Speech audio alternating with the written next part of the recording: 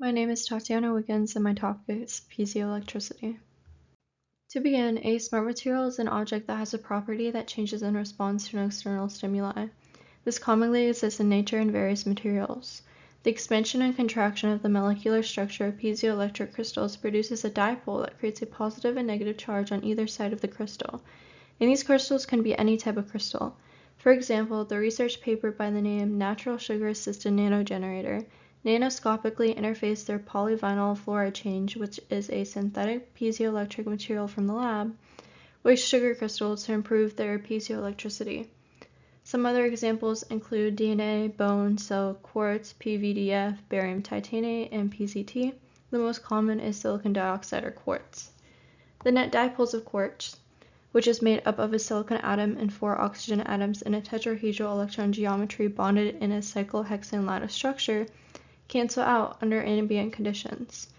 When mechanical stress from compression or simple tension are applied, the position of the atoms change and produce an asymmetrical charge distribution seen in the ChemDraw figures on the right. The charge imbalance repeats through the material and the thin crystal then collects opposite charges on opposite faces, producing a voltage. The larger the force or stress, the larger the voltage generated. Compressing versus stretching the crystal will make the current flow in opposite directions. A material's piezoelectricity depends on its atomic structure and how electric charge is distributed throughout itself.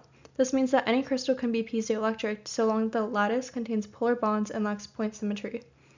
You can see the lack of point symmetry in quartz by looking through the center point. The asymmetry allows for the change of the adverse position of the charges during stress.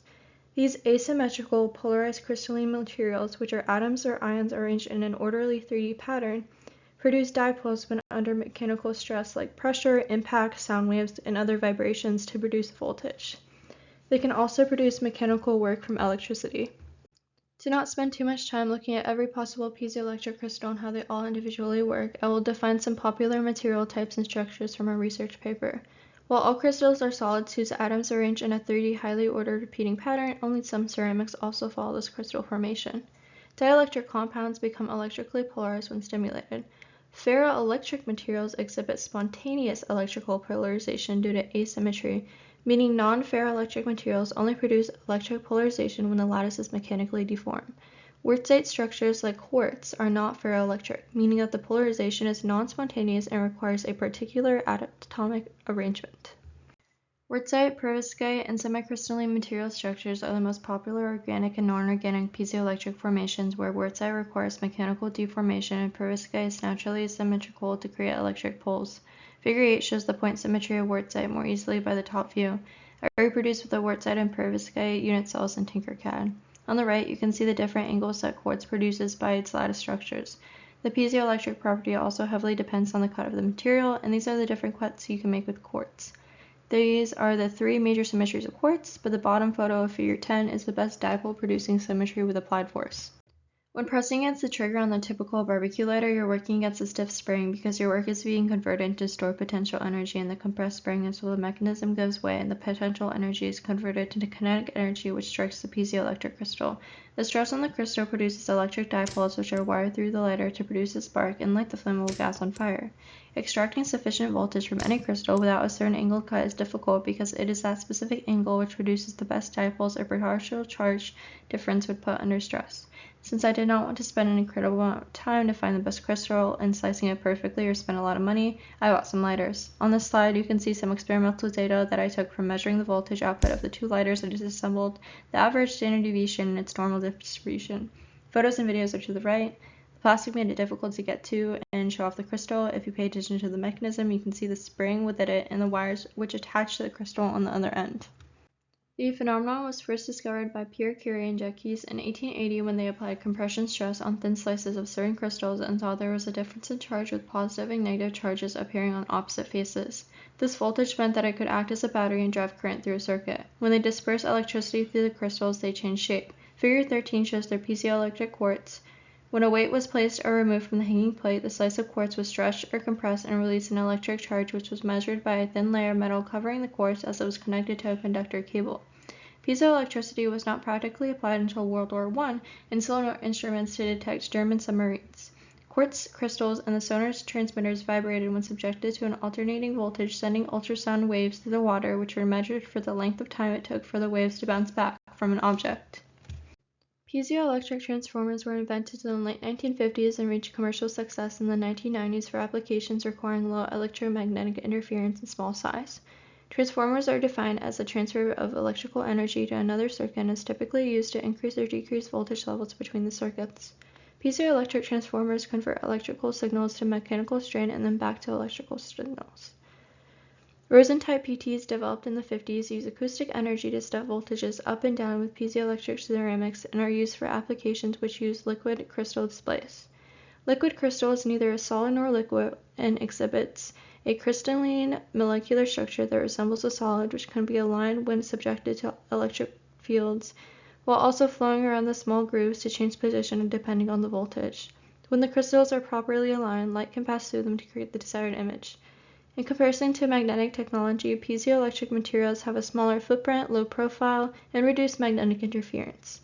However, they had a 5 to 10 watt power capability maximum until 1996 by using laminated type PTs under the name transsonar, which could be used for AC-DC converters, battery chargers, power supplies, and more.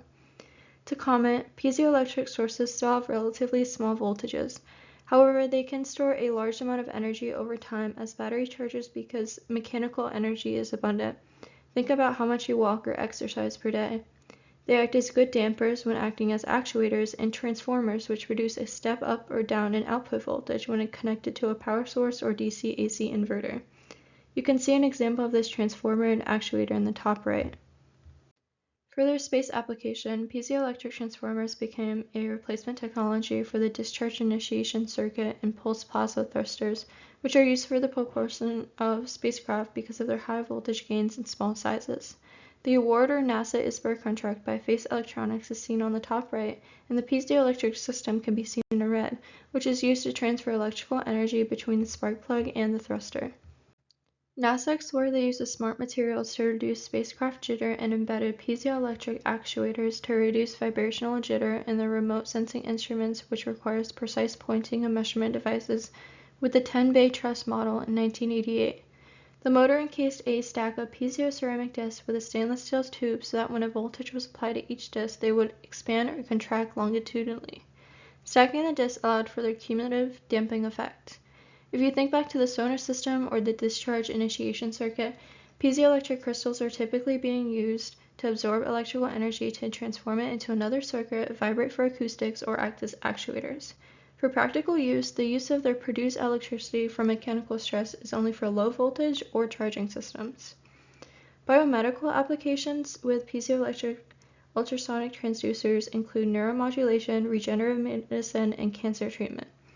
Electric fields acting on the neural membrane may lead to cell excitation or inhibition and has improved neurological conditions like essential tremor, dystonia, and Parkinson's disease.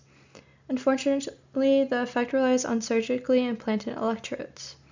Regenerative medicine uses low-intensity pulse ultrasound, which is a non-thermal and non-invasive technique to increase proliferation and differentiation. Cancer treatment uses ultrasonic waves, which are mechanical waves with frequency larger than 20 kHz, used at high intensities to kill cells. Medical imaging is done by transducers, which are made up of barium titanate or lead zirconium titanate, and directs high-frequency sound waves or ultrasound waves into the body, and when the sound echoes from the body's fluids and tissues, they are recorded by the transducer and transformed into images. Voice recognition software uses a microphone and converts acoustics into electrical signals for a computer to interpret. A gramophone works with a piezoelectric needle that picks up vibrations from the grooves and transfers them to a diaphragm to be amplified through the speaker. Speakers and birthday cards use a 6-pin processor programmed with a melody played through a piezo speaker with a lithium button cell to provide power. In quartz clocks, an electronic oscillator is regulated by a tiny crystal quartz which vibrates 32,768 times per second. Barbecue lighters work by striking the crystal to send an electrical signal down the wires until it sparks and lights the gas on fire. Most famously used in Japan, Electricity is generated from the vibrations of passengers walking through ticket gates, because the floor is embedded with piezoelectric crystals, which are 35mm diameter discs. The first piezoelectric dance floor was created in the Netherlands and by the Sustainable Dance Club. Here are my works cited and my references.